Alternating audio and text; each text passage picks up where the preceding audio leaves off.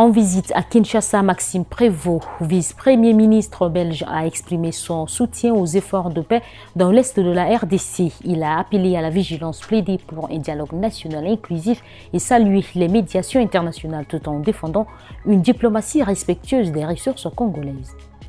Namibie, accusé de viol et d'avortement forcé, l'ex-ministre Mak Albert Angari a été limogé par la présidence et placé en détention. Critiqué dès sa nomination, il incarne selon l'opposition l'échec du gouvernement face aux violences de genre. Son procès s'ouvrira le 3 juin.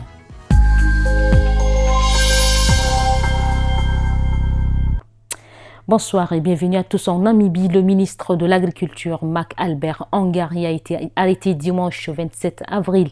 Il est accusé de viol sur mineur, des faits qui remonteraient à 2019. Une enquête est en cours. Le communiqué de la présidence publié dimanche annonce que le licenciement prend effet le mercredi 23 avril, date à laquelle Mak Albert Angari aurait dû présenter sa démission. Il est licencié de son poste de ministre et de député.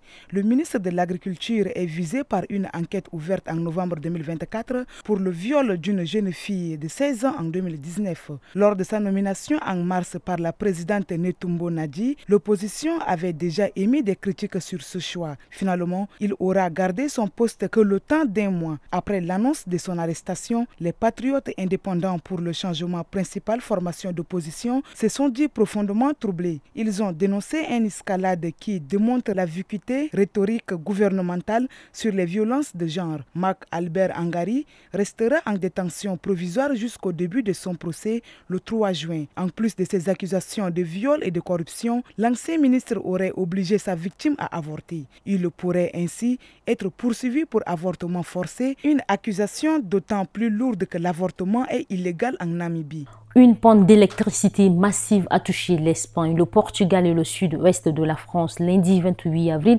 Si les causes exactes restent inconnues, le gestionnaire du réseau portugais évoque un phénomène atmosphérique rare. Cet incident, bien que spectaculaire, n'est pas surprenant au vu de la forte interconnexion des réseaux électriques européens. De la péninsule ibérique aux pays baltes, toutes les centrales électriques doivent tourner à la même vitesse pour garantir une fréquence uniforme de 50 Hz dans le réseau européen. Cette fréquence est essentielle si la production dépasse la consommation, elle augmente, si c'est l'inverse, elle baisse. Un déséquilibre trop fort peut provoquer des coupures automatiques, comme ce fut le cas en Espagne et au Portugal le lundi 28 avril. Les 50 Hz sont une contrainte majeure. C'est comme marcher sur une crête, un déséquilibre d'un côté ou de l'autre et tout s'effondre, explique Sylvain Coyen-Dauphin, analyste chez SP. Pour Mathieu Binéo, directeur de Voltali, la structure même du réseau européen interconnecté complique la gestion. Un incident local peut saturer le système ailleurs, provoquant un effet domino. C'est sans doute ce qui s'est produit en Ibérie. Les pays européens sont solidaires, s'échangeant de l'électricité selon les besoins. Mais l'Espagne, isolée par sa géographie, reste plus vulnérable. Ce type de panne n'est pas inédit. En 2006, une défaillance en Allemagne avait privé 15 millions d'Européens d'électricité. Le Royaume-Uni, hors réseau interconnecté, a aussi connu un important blackout en 2019 à cause d'un orage sur un parc éolien. En Afrique centrale, le vice-premier ministre et ministre des Affaires étrangères belge Maxime Prévost a achevé sa tournée dans la région des Grands Lacs en République démocratique du Congo. Lundi, à Kinshasa, il s'est entretenu avec la première ministre Judith Suminwa, puis avec le président Félix Tshisekedi. Les discussions ont notamment porté sur la crise entre la RDC et le Rwanda. Lors de la dernière étape de sa tournée dans la région des Grands Lacs à Kinshasa, le vice-premier ministre et ministre belge des Affaires étrangères, Maxime Prévost, a évoqué la guerre dans l'est de la RDC avec la première ministre Judith Suminwa et le président Félix Tshisekedi. Ce dernier a déjà salué les initiatives du Qatar et des États-Unis qui ont permis d'arracher un accord de principe entre Kinshasa et les rebelles du M23, ainsi qu'avec Kigali. Mais le ministre belge a appelé à la prudence. Il faut rester vigilant. Nous accueillons ces efforts positivement, mais attendons de voir les résultats concrets pour s'assurer que le processus se poursuive sans encombre.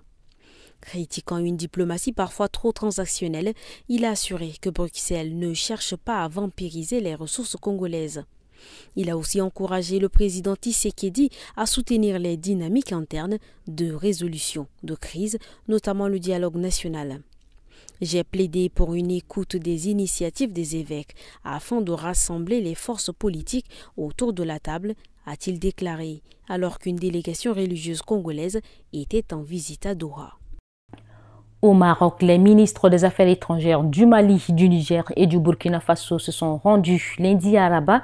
Pays enclavé, ces trois États souhaitent accélérer un projet stratégique initié par le Maroc pour leur donner un accès à l'océan Atlantique. Ils ont réaffirmé leur engagement en ce sens.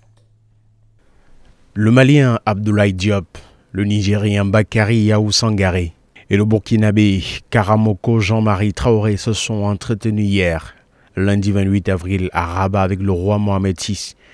Une photo de la rencontre faisait lundi soir le tour des réseaux sociaux. Les trois hommes ont, selon l'agence marocaine de presse, salué l'initiative lancée par Mohamed VI en réaffirmant leur adhésion totale et leur engagement pour accélérer sa mise en œuvre. Ce projet d'accès à l'océan Atlantique avait été annoncé en décembre 2023 par le roi du Maroc. Une première réunion avait été organisée à Marrakech avec les ministres des Affaires étrangères de ces quatre pays. Le Sahara occidental est-il concerné par ce projet ? L'océan Atlantique s'étend longuement sur les côtes de ce territoire disputé et revendiqué par le Front Polisario, un mouvement indépendantiste soutenu par l'Algérie. L'initiative risque donc d'attiser un peu plus les tensions entre Alger, Rabat et les pays de l'AES. Interrogé sur Radio France Internationale en décembre 2023, le chercheur Youssef Chieb, professeur de l'université Sorbonne Paris-Nord, soulignait déjà cette dimension géopolitique à l'initiative, qui s'inscrit dans la longue et tumultueuse rivalité entre le Maroc et l'Algérie pour les positions de leadership en Afrique et particulièrement l'Afrique subsaharienne, Sahel et Sahara. Nous explique-t-il. Mais pour ces trois pays enclavés, le projet est d'importance à l'heure où ces États, gouvernés par des juntes militaires, entretiennent des relations souvent tendues avec les pays du Golfe des Guinées. Au Bénin, la Cour de répression des infractions économiques et du terrorisme a requis 2 ans de prison ferme contre Philippe Oundéon, ex-directeur général de la police sous Boniaï. Inculpé pour cyberharcèlement et incitation à la rébellion, il est poursuivi après la diffusion de messages audio critiques sur les réseaux sociaux et des propos hostiles aux réformes du président Patrice Talon. La défense plaide la relaxe. Celui qui est devant nous n'est pas n'importe qui. Ce n'est pas un livreur du soir, c'est un ancien responsable avec une identité forte, commente le procureur Armand Oungui. Il insiste, le prévenu peut s'exprimer comme tout citoyen, mais avec neutralité, discrétion et réserve. Et il explique, même s'il n'est plus sous le drapeau, il a le drapeau chevillé au corps. Armand Oungui cite des passages et quelques audios incriminés et conclut que les 2 infractions sont constituées. Le parquet spécial avait inculpé le général Philippe Oundéon d'incitation à la rébellion et harcèlement par voie électronique. Le procureur requiert 2 ans d'emprisonnement ferme pour l'ex-patron de la police du Bénin et la relaxe de son neveu interpellé au même moment que lui. La défense rebondit aussitôt sur la relaxe demandée par le neveu et dénonce c'est triste, vous l'avez privé de liberté pendant 4 mois pour rien. La plaidoirie se fait à 4 voix et selon les avocats, rien ne permet d'aller en condamnation. Maître Fidel Abouta, le verbe impertinent, lance au ministère public « Nous ne faisons pas le procès du droit de réserve, ne tuez pas la liberté au Bénin ». Puis il poursuit « Libérez Philippe Oundéon, rendez la justice pour le peuple béninois, pas pour un régime, pas pour un homme ». Après le réquisitoire et les plaidoiries, l'accusé Philippe Oundéon aura ce dernier mot « Monsieur le Président, je remets à votre sens de la justice ». Et c'est tout pour cette édition, mesdames et messieurs. Merci de l'avoir suivi. L'information est en continu sur Tchad Info et ses différentes plateformes.